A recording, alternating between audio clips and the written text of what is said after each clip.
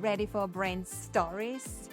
Get inspired and learn from thought leaders, CEOs, business owners, managers, entrepreneurs, and experts who tell their brand stories and share their first-hand insights.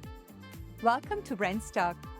I'm your host, Brigitte. I support entrepreneurs and organizations like you to become future market leaders by transforming their ambitions and passion into an online brand that radiates beauty, brilliance, and authenticity, attracting the clients and recognition they deserve. Let's get started and dive with me into the world of brands.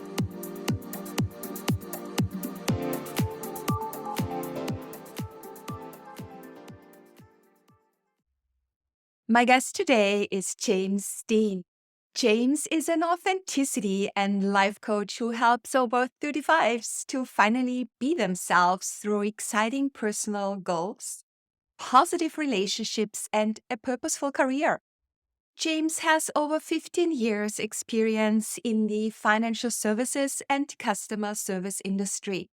And despite being very successful in this industry, James knew this was not a career for him. And in 2021, he made the decision to leave that career and set up James Dean Coaching.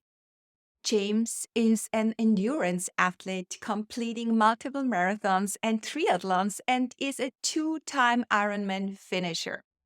His experiences of endurance sports shifted his mindset on what is possible and what he truly is capable of. James is the host of the podcast, What's Important to You, where he talks to people from all walks of life and asks them the question, what's important to you? I warmly welcome James Dean. Welcome to Brandstalk. Hi, Bridget. Thank you so much for that lovely introduction. Thank you so much, James. I'm so glad having you today. It's going to be all about authenticity and the work that you are doing and how you get people from here to there and become more authentic and what it really means. So before we dive into that, I would love to know, because I think that's really important, because it's important to you. Yeah. Can you share a little bit about your personal journey and what led you to become an authenticity coach? Yeah, it's a great question. And it's one that actually starts quite a long time ago. When I first came across the term of coaching or life coaching, I was only in my mid-20s. I was in that career you spoke about. I was starting out that career in financial services, a career that I didn't necessarily choose. I kind of fell into it. And I was getting to a sort of team leader level, early management level. And I was sent on a management course. And one of the people on that course was this master coach. And I kind of hadn't heard of it before, found it very interesting. And I really engaged with the gentleman who was in this course. But at the time, I thought, well, who's going to really listen to a 26-year-old life coach? That was my thought process at the time. So I didn't do anything about it. And it was only then over the literally 10 years later, when I made into my 30s, I started getting into a bit more into personal development, my self-development. I started getting into fitness again. And I actually first trained qualified as a personal trainer and fitness instructor. That was around 2015, 2016. And I was doing that for a couple of years part-time while still working in the other job. And I really enjoyed it. I love fitness. I love health and fitness, but still to me, the world of personal training or that industry was too narrow for me. I was getting all these other benefits that I could see from my own sort of fitness journey that I wasn't seeing when I was helping the people in the gym. And that's what I was like. And I was reading all these books about personal development and getting more into coaching. I was like, I have to find out more what this is about.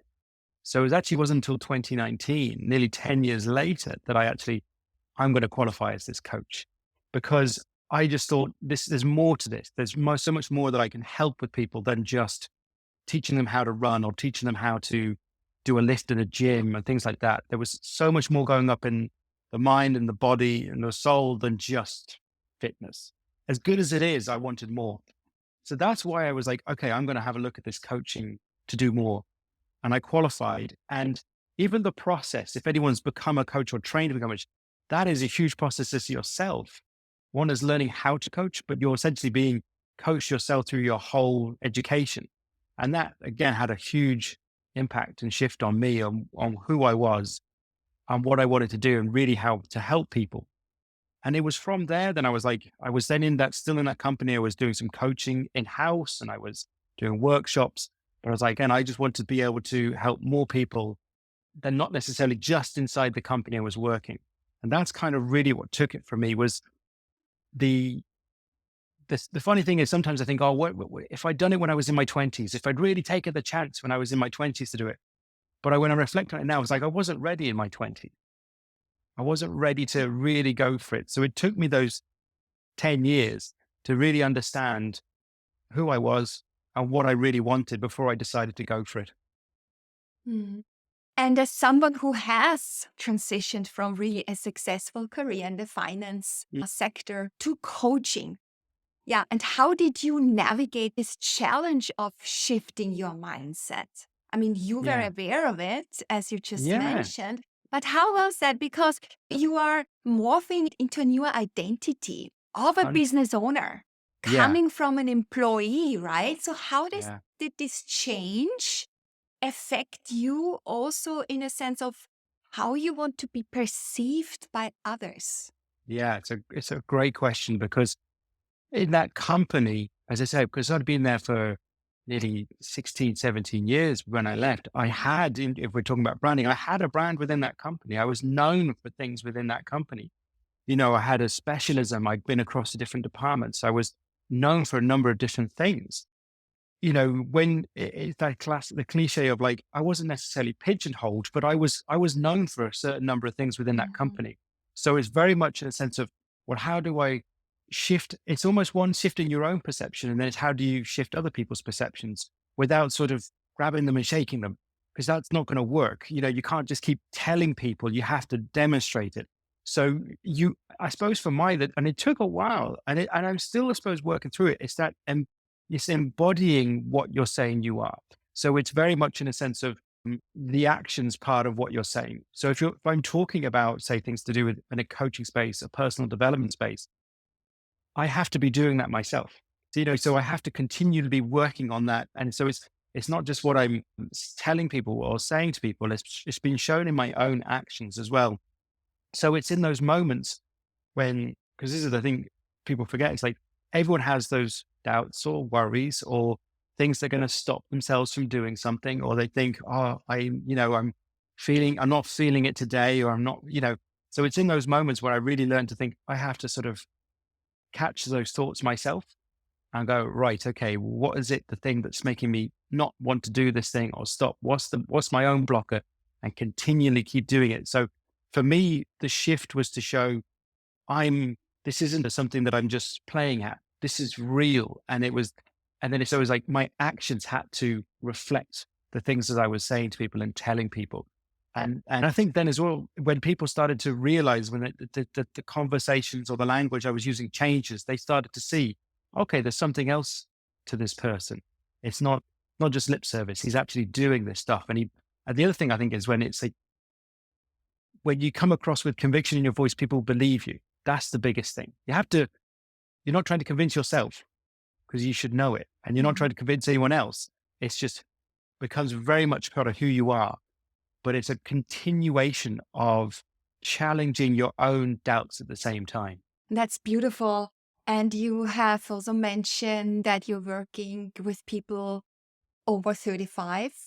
Yeah. So, why is it exactly that age? Is it because of your own personal development? Do you see people are more ready in that stage of life, Yeah. in their 30s? Yeah. What is the reason? Yeah. It's a really great question as well. And again, it took me some time to get to that person as such, or that person I wanted to help. Whereas I've been working through with the business, trying to think, or my person? Who is the person I think I could really help the most? And that's taken some time to develop and work through and sort of with working with different people or engaging with different people. And what I came to, in a sense, I came to that conclusion was in some ways, I was thinking back of myself at that age.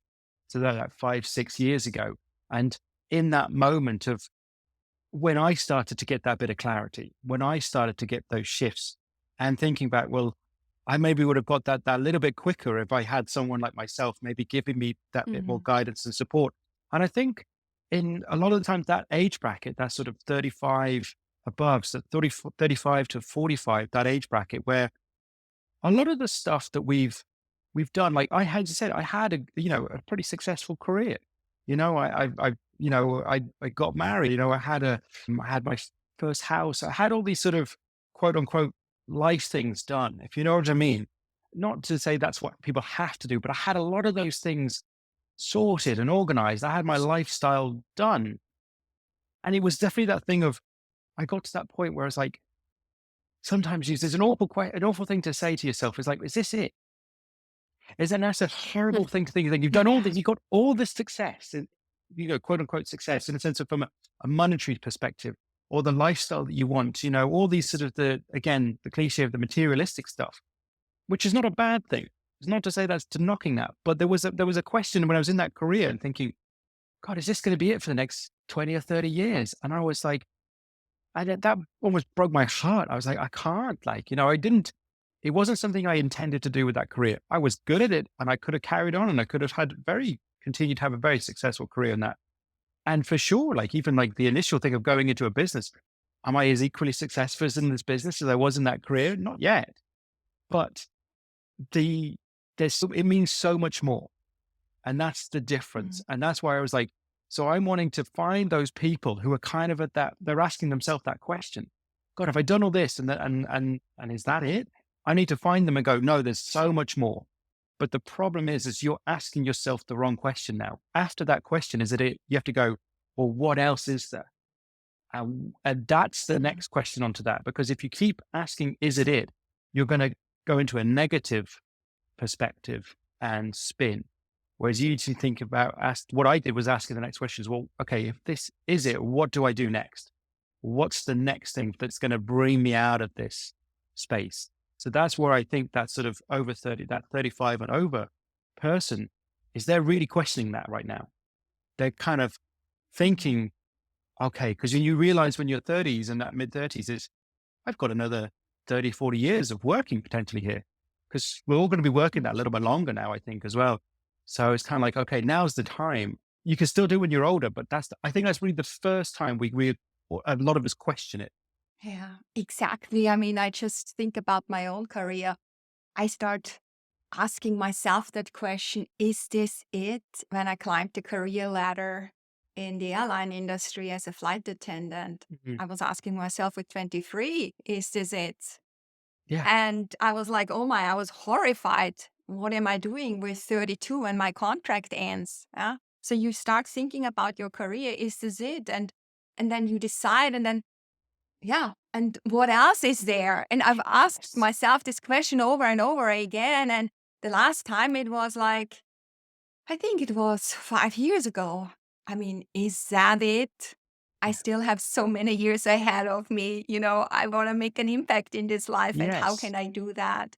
I just love that you really also niche down to a specific target audience where you Mm, find you can bring the most change, where you can mm, bring everything that who you are with all your know-how, your experiences, your learnings, and really make an impact in other yeah. people's lives. I just love that because it's really about knowing who your ideal client is in order to Yeah. also be successful as a business Yeah. owner. I really like that. So you have these three key elements Mm, to truly being ourselves. yeah. And I want you to talk about them. And then I want you also to answer the question, what does authenticity mean to you? Yeah. It's a great question. So, yeah. So again, coming up with what I call these three key elements in this, because one of the things I get told by a lot of people is like, I just want to be myself. Mhm. And I say, well, what does that actually mean to be yourself? And I found across the different people, they'll explain it to me in different ways. But the themes that were coming up was these three key elements in sense of to really be yourself. And whether that's personal identity, people refer to it as, or whatever it is. But it was like, first thing, there has to be a personal goal. You have to have some sort of personal goal to working towards. Now that can shift and change and adapt. But so when I say a personal goal, so it could be something like a health goal, a fitness goal. It could be a travel goal. It could be it's something though that you will do when no one else will do it with you. So because it's so same. So for example, some people say, "Oh, I would like to go. I'm a runner." So people go running, but they'll only go running when their friends go out. Well, that's not really going to drive you, because sometimes they might be busy, but they might be in the mood. They might be hit and miss. Or I was talking to a guy at an expo the week. He said, "Oh, I'd love to go traveling," but he's waiting for all his mates to decide to go traveling with him. It's Oh. like, that's not going to happen. So it's like a real personal goal is something that you're going to go, I'm going to do this no matter what, because it means that much to you. It's great to have support. But it's, that, because when you really give yourself into something like that, you'll then learn someone, it'll give so much back to you. So you're putting into, so one of mine was a number of years ago, you mentioned in the intro, was I did Ironman. There's one, and I did a lot of them where my wife and I would be training together. And there's ones when I did one where I was literally training it solo. I did the race solo. It was like, my wife wasn't getting up at 5 a.m. to go to the pool. I was doing, so there is an element of, you have to be able to think, this means so much to me that I'll do it when no one else is going to do it with me, or no one else is even watching. That's what it means, because it Mhm. gives so much back. The second one there is, people have positive relationships. And what I mean by that, it's from the most closest and intimate relationship to the stranger in the street. Because as much as you need stuff to be able to do yourself, you need the support of people around you. You need to be able to ask questions, get honest feedback, take honest feedback. Positive relationship doesn't mean everything is just laughing and joking the whole time. A positive relationship also means you get called out when things aren't, going the way they should be, or your behaviors aren't the way they should be. That's also positive in a relationship, versus someone saying yes all the time or blocking all the time. It's how you build those. For all the people I've spoken to, they could have like big friendship groups or big groups, or they might have very small, tight knit groups, but they all know how to have those positive relationships and know the people. Those, in the end, I think it also comes to there maybe like a handful of people that people really rely on, really trust, and build it. So you have to be able to build those positive relationships with people, because for when it comes to being yourself again, if you're pretending in front of other people, they're going to see through you. So if you're forever trying to impress on someone, like just to show off, again, that's not a positive relationship. So you don't know who you really are, because you're not being yourself in front of those people. So it's really like, you have to, someone, as I say, going to be able to, are you reflecting who you really are? Are you saying the things you want to in these with these people companies? Are you not saying, are your behaviors different? That's maybe not a positive relationship if you're adjusting yourself when you're with other people's company. And the last one there is purposeful career. And this is, a huge part, because we just spoke about it a minute ago. It's like, our careers are such a huge portion of our lives. We like, within society, we'll have some sort of work to contribute in some way. We have, it's just part of who we are. And when you have that reflection, when you get that little bit older, past your 30s, you realize, okay, this is going to be 50 odd years of my life. I actually, you know what? And that's what I thought was like, again, if you really want to be yourself, do it when the thing you're going to be doing the most of the time. We're going to be spending so much time in our careers. Wouldn't it be great if we did something that really meant something to us?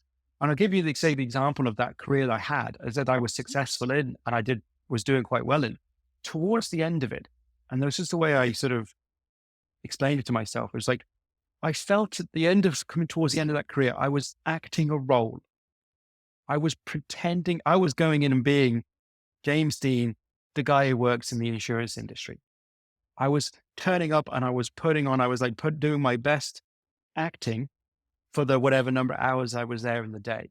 It wasn't really me. I was having to put on a persona, put on be a character, essentially. So I was like, well, that's not really being myself. If I'm having to do this 5 days a week for 8 hours a day, that I'm not able to really, as I started to get into the coaching space, And I realized I was able to peel that back and be a bit more of myself. And when I started to realize a bit more of myself, it was like, actually, you know what? I don't fit in here. What am I doing here? Mhm. So that's where the purposeful career comes in, because if people feel that they're kind of, you're going into a job or a work and you're feeling like lost, or you're feeling you're out of place, it probably is because you are. And when you go one layer deeper, you can maybe realize, well, maybe the values that you have for yourself aren't reflected in the values of where you're working, or the behaviors aren't coming the same way.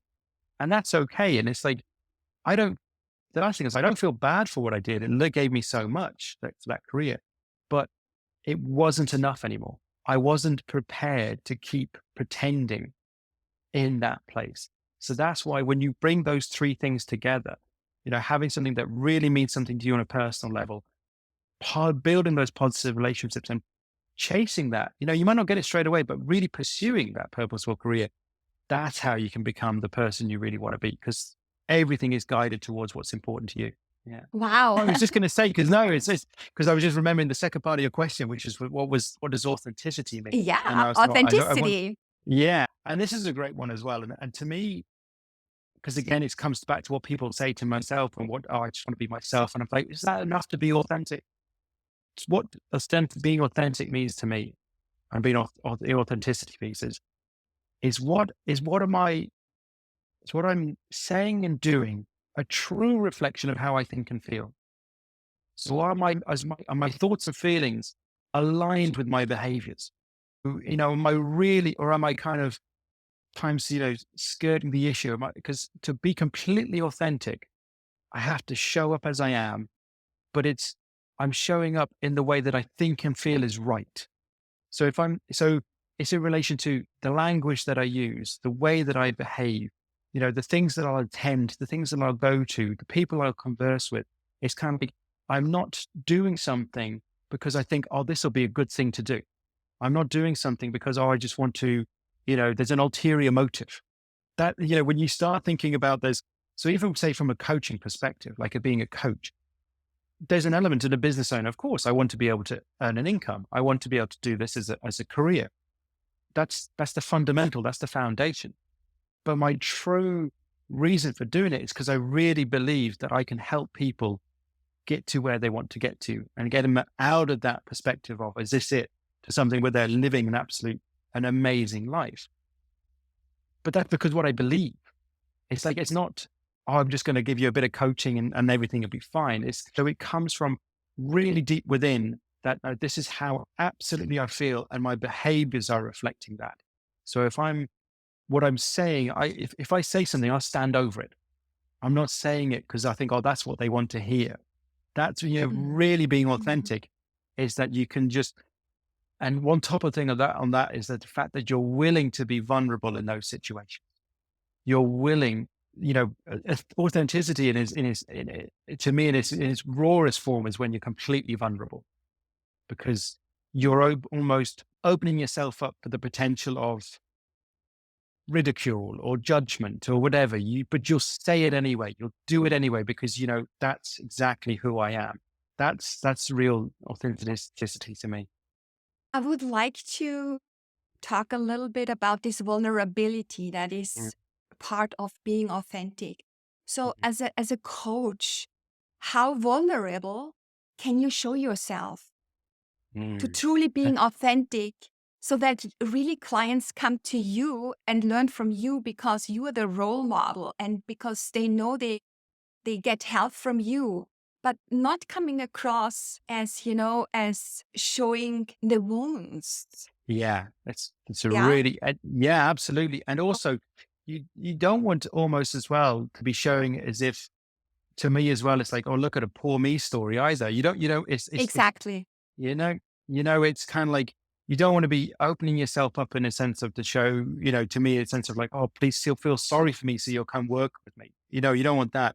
But it's also showing as well, you say opening up the wounds to kind of, because it's almost, there's an element of vulnerability, and there's almost an element of just, again, that will go, it's not authentic, because you're just looking at for the click. So you're looking at for the reaction, versus the vulnerability of actually going, for me to say the vulnerability would be kind of like, even now, for example, what I'm doing as the years I've done with my own personal development, for the years I've done within as a coach and all those things, that I still say, I still struggle. Mhm, I still mhm. have days where I kind of think, am I doing the right thing? There's still days where I still ask that question, is this it? So it's not to say that I always look back and sense of like, well, this is where 'cause sometimes it's good to say, well, this is where I was at. This is these are the questions I was struggling at the time and what I've got to. But there's this thing of like, every day we can, be at the top of a mountain, and the same day every day the next day we're at the bottom again. So it's this thing of this continuation of, we're never, I always love one of my instructors on my coaching course, one of my teachers, she came up with the phrase, and she said, and I still use it, she says, we're never fully cooked. We can always go back Yeah. in the oven. There's always something else we can go back in. So that's what I try and sort of to demonstrate to the people that I want to work with. It's like, I'm, it's that thing of like authenticity is like, I still get coached. I still get the how work done on myself. I'm still doing this. So what we're trying to show is that I may be just a few more steps ahead of where you are, but there's plenty of people who are a few more steps ahead of me. And hopefully we'll all go in this and we'll all pull each other that little bit further along. So then you can maybe help the next person or the people around you as well. I love that quote. We are never fully cooked. Yeah. I'm gonna quote you on that too. Yeah. And in line and in line with that, because you also talk about the flexibility of branding or being Yeah. flexible with your brand. Yeah. Does that refer to the way of how we evolve over time from everything comes from kind of an intrinsic motivation rather than adjusting yourself to other people's perceptions and what they think of you? So, how do you define the flexibility in branding? Yeah. It's a really good one because absolutely. And I think in that as well, I've gone through both sort of Mhm. situations from that where I've very much been influenced by the outside and seeing everything. Oh, what it must be like this. It must be like that. Or I have to, so you're almost trying to fill the puzzle without knowing what you're filling in. You kind of think, oh, this'll work this time when I follow these three steps, because everyone's telling me to follow these three steps, it'll work. And you kind of go, oh, maybe it doesn't. So that flexibility is to there's again, I think there's some fundamentals when it comes to branding that we can all follow, because there's so much out there regarding branding. And there's so much things that we can do, and that foundations, and that's the fundamentals again. But again, the flexibility is for me, it's also as I'm changing, my brand needs to change. So as if I'm changing as a person, it goes back to the thing, well, am I still saying something that I don't really believe in? Am I still saying something that people are expecting something from me over here, but when they actually meet me, well, they go, well, I didn't know you did that because you were talking about all this. So it has to kind of reflect where I'm at and what I'm trying to do with the people I want to work with. Because you think of, say, like the flexibility is, we go back to say, I help over 35s. That took me some time to get to. A lot of sort of working with different people and thinking, oh, maybe I didn't have as positive an impact there, or I didn't work as well with that person over there, or even to myself, are they the people I want to work with? So that took a lot of time. But it's also the sort of flexibility. Say, for example, when I started as a personal trainer, that was what I was doing like 6, 7 years ago. I had to rebrand myself of this is just the guy who does fitness. This is just the guy who all he does is run and show classes and does all these, events. I had to kind of go, well, I need to not people think of me as a fitness guy in that regard. Think of me as someone who's healthy and does, goes for a run and stuff like that. But he's not going to teach you how to do that stuff. So the rebranding, and that took time to kind of change people's perceptions of who I was. So that flexibility is kind of, it's being able to think, you got to be able to flexible in sense of to adjust for the people one you really want to work with and what do they want to understand about you. You also got to be flexible in sense of thinking, what if I change everything? Is everyone to leave? And it's, if you've built up some sort of following or something, you Yeah. think you've changed one thing, is everyone just going to turn off? And that's not necessarily the case. There's a little bit of that fear sometimes. You think, no, you have to be a little bit, sometimes you can do a little adjustments, and then sometimes you have to be a bit bold and go, you know what? I have to truly reflect what I'm doing, and that's got to come across in my branding. And I think for me, that piece of flexibility is if you need to be able to change your message change it. Mm. You can change it over time, but it's like you can adjust what you're saying. So say, for example, it's that thing of me. I'm now, instead of just saying, oh, I like to work with people about purposeful careers, it's like, no, I work with over 35s.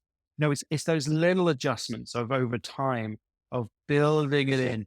And I think the problem I would have had before in a sense of like flexibility was that worry of if I change anything, people are going to run away and not know who I am. But it doesn't work like that in my experience. It's like, so you've got to allow yourself to be flexible, although so people can Yeah. see that on the outside. Yeah.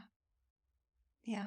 It's giving ourselves the allowance, the permission to do Mm. what is important to us. Yeah. And I think that is the key. And yeah, when we have to change and thinking about we lose our audience or our followership, right? Um, it's just it's the fear that people are gonna lose interest or that they perceive us differently. But it's really about staying true to ourselves and Yeah. going for what is important to us. And Yeah. this importance, yeah, what is important to us, this kind of saying, or let's call it also a tagline or a title, Mhm. because it's the title of your show. You also Yeah. have this podcast. Why has this what's important to you has become so important to you, James? And Yeah. It's why a did you great then one. start this podcast? Yeah, absolutely. So that was the question, the origin, I suppose, of that question of what's important to you came from another question from a guy called Jerry Hussey, who's another sort of coach, an Irish coach. He does like a lot of sports psychology and things that psychologists work with a lot of sports psychology teams. And one of his was when he was talking to athletes, he would say, what's important now to get them to focus on that moment. If they were getting anxious, he would get them to sort of like focus bring them right into the moment of what they were doing. So from that, what's important now question I asked myself, I then sort of brought it on that a little bit further to myself and thought, well, what's important to me? That was the initial question. I was like, what's important to me? And it was about sort of May last year, maybe the before April, May in 2022. I was just kind of fairly early on in sort of really going into the business and I was trying to think of ways that how could I get my message out there? How could I reach more people? And I was doing articles and, and blogs and stuff. And I was getting the feedback from people saying, well, I listen more than I read. So do you do a podcast? I was like, well, I don't, but maybe I would, sort of perspective. So what I did is I took a piece of paper, and I really recommend anyone's listening to do this if you're struggling with anything. I took a blank piece of paper and I wrote on the top of it, what's important to me. I wrote that on the top. And what I did was what we call free writing, where it was like, you do not think, you do not stop yourself. You just take the pen, whatever comes into your head, you just write it down on the piece of paper. So I just started writing things down and the obvious things came up at the start. So it was like my wife, my family, running was coming up there, all these different things, earning an income, all these things and I was just writing. And after a few minutes, I stopped. And one of the things that I wrote down on that piece of paper was the word conversation. And I was like, ooh, that's quite interesting. Because I wasn't Mhm. expecting that to be one of the things that was going to come out. And it took a while. It was at the bottom, towards the bottom of the page. And then these people were saying about this podcast idea. And I was like, you know what? Because I didn't want to just talk to myself on a podcast. I didn't want to be a solo Yeah. podcaster. I wanted to talk to people. And I was like, oh, this was quite an interesting exercise. What's important? And I was like, and then I just wrote down, well, I suppose what's important to me. I wrote down what's important to you. And I was like, I'm just going to ask people that question. And that was literally the basis of the podcast idea. I was like, I'm going to find out because the more, and this is what I realized, the more we ask that question to ourselves, what's really important to me, the more clarity we'll get and the more we're able to build and live the life that we really want.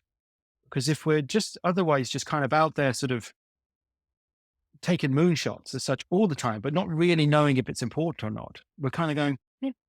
But if we really know what's important, and this is the other thing with what's important, that doesn't mean it's all the good stuff, all the fun stuff. It's like Mm. you have to still do some of the hard stuff to get to maybe something that's important. So it's not negating all the tricky stuff, because something's really important means you have to go through the difficult things as well. Because we can give ourselves excuses. Oh, I don't want to do that because I don't really enjoy it. I don't like it. It takes too much time. But if you put something that's really important at the end of that trail, you're going to get through those things. So that's where the idea of the podcast came up. Because I was like, well, if I ask this question to more and more people, we'll learn from the collective. The more people we can ask, the more people. So the idea of the show is I bring these people on and I ask them that question, and we have the conversation. And from their life lessons and from their experiences and stories, that hopefully the people who listen will kind of go, oh, maybe I'm going to ask that question to myself. And that's why I think Yeah. it's become the Yeah. fundamental part of what I do really is that question now. Yeah. I love also when you say learning from the collective. That's Yeah. why I'm also interviewing people Yeah. because it's just, Yeah. I love all these stories. Yeah, they tell, Yeah. and it just puts things into different perspectives. And that's what I like. You, you also are very much into endurance sports Yes. and really getting the hard stuff and doing the difficult thing and the challenges. You have completed multiple marathons and triathlons. So, how did these experiences influence your approach to life and coaching? There is a Yeah. connection. Yeah, 100%. And it's interesting because it's like the kind of endurance sports kind of came first in some ways. So it's like goes back almost 10 years now. So when I was kind of just about to get married and I was like, I hadn't done a huge amount of, I did a lot of sports when I was younger and through school and university. And in my 20s, I kind of just didn't do a whole lot. I kind of just stopped. And then when I was just about to get married, I was like, oh, we need to get back in. I want to get back into fitness. So was my wife. And we're like, oh, and I did a lot of team sports when I was younger. That's what I did. And I was like, I'd had enough of team sports. I just was just done with that sort of space. And so I wanted to find something for myself. So I thought I'll get into running. And the first time I went into it, when I wasn't as fit as I am now, I didn't do it very well and, got injured very quickly because I was trying to do too much too soon. And then I was like, okay, when I improved my fitness from just kind of going to doing classes and stuff, I was like, I'll try running again. And it was in 2013, I signed up for my first half marathon. And I was like, and I followed a plan and I did all the things right. And I was like, and when crossing the finish line I'd never thought I'd get to do a marathon, a half marathon, but it was something I'd always had in the back of my head since I was a kid. Like this thing, the London Marathon was like the thing when I was growing up, seeing it every year on the TV. So I did that first half marathon. I was like, literally got the running bug. And in the next, I signed up for a full marathon, which I did in end of 2013. And over that next year, I did another 4 in 12 months. And I just got into this thing of putting yourself into a position. What really I enjoyed about it was the physical and the mental challenge that it made me Mm. confront, because it, it meant, and when people talk about marathons, people do it for different reasons. I wasn't necessarily doing it to be as quick as I could or anything like that. It wasn't like because I was chasing a time. I just wanted to be able to say that I'd done it. And it was almost a way to prove to myself that I could do it. But it's not just, the thing is, doing the marathon on the day, as hard as it is, it's the weeks building up to it. And it's like when I took it further and when it decided to go into do Ironman, which is triathlon. So for Ironman is a 1 day endurance event where it's 140.6 miles. So it's a 2.4 mile swim, followed by 112 miles on the bikes, and then a full marathon run at the end. It's a sea swim, followed by a bike, followed by a run. The day itself, when I've done it, is I've failed one and I've completed two, but it's the 9 months or years building up to it. That's where you get tested. That's where you learn. Because the day itself, if everything goes well, it's a celebration of who you are and what you achieved. But it's the fact that those months prior to it, it's doing training 6 times a week. It's getting up in the morning. It's things like discipline. Like that's a massive thing to be able to have, to know no, I have to hit my training times. I have to get up and get to the pool, or I have to get on the bike or go out for the run, because this means so much to me to get this achievement. So the discipline that I learned from doing that, the ability to keep going when I thought was spent, to thought I didn't have enough left, and then to be able to keep going. Like that mindset, there was a few sort of mantras that came out of it. And one of them was that I got from, I remember seeing a documentary about the French Foreign Legion. And one of their mantras was, don't think, just do. So that became one of my Mhm. mantras when I'd be on the bike or the run. I was like, don't think, just run. Don't think, just pedal. Because it was like, sometimes we can get caught up in this world of sense of like, and I get it, like mindfulness and being aware of everything and it's great and that. But there's sometimes you kind of have to, you know what? You have to just be completely narrow minded and just get on and do the thing. So for someone, it might not necessarily be going out for a run on a bike, but it might be myself. It's like, no, you have to edit that podcast. You have to do those things. You have to get on and do the work. So it's don't think, just do the thing. Because we can easily get distracted. We can easily. So that was a massive learning as well that you wouldn't think that can apply. So it's those Yeah. sorts of things that shifted my head. It was like, and the thing is like, well, if you can, you can do this, if you can train for 9 months and you can put yourself out there to do this thing for a full day and get it done, then everything else it's not easy, but it's doable. Mhm. And Mhm. that's where it shifted was like, it just showed me that I'm far more capable than what I can. Because the final thing on that is anyone who's done in either endurance sports has realized it's like the mind will give up before the body. So if you keep the head going, the body you'll keep going it. You'll just it will keep putting one foot in front of the other if you keep telling it to. So that's the other thing is like it's Mhm. that willingness to keep going is what I've learned as well. Yeah. Don't think, just do is your motto. So, do you have the three pieces of advice to get them take this action to do instead of just overthinking it, to live a life of fulfillment and authenticity? How can they get there to align their lives with those values that are important to them? Yeah, absolutely. I think the first thing is I get to really be really, really clear on what those values are. That's the first thing I would say, Hmm. tips. And that's something people can really do. It's like, and you can ask that question in so many ways of what are my values? If you're struggling, it's like it's writing down what is important. That's how you'll find out your values. It's getting really, really clear. And it's almost continue asking, well, what is the thing that's most important to me? What are those values? And so it's almost kind of like you're trying to reverse engineer instead of thinking, oh, that's the job I really want, or that's the thing, the goal that really interests me, or because everyone's doing, oh, he says do Ironman, so I'll do an Ironman. It's like, no, no, no. You don't copy, don't imitate, don't pretend. It's like bringing back to what do you want to do and what's important. So find out those three things. And the second tip I would say is like, I would actually, people say, oh, you need to make a plan and stuff. That's great. I would actually go immediately take some action.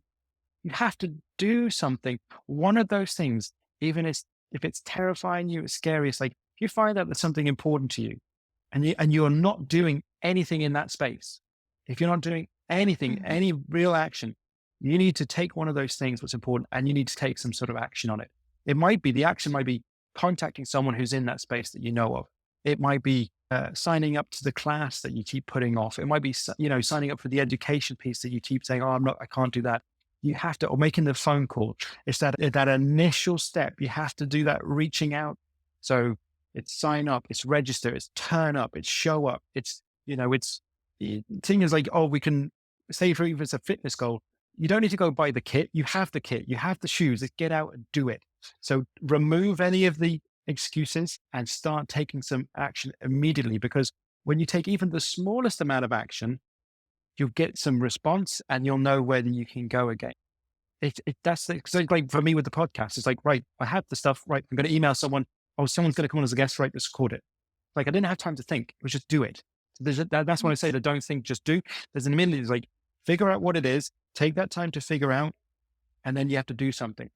And then the third step I'd say on that is what comes immediately after that is reflect on the outcome and go again. Because the outcome, the result, if we want to call it, that is outside our Hmm. control. We do not know. So again, I use my own example, say with the podcast that I wanted to talk to people.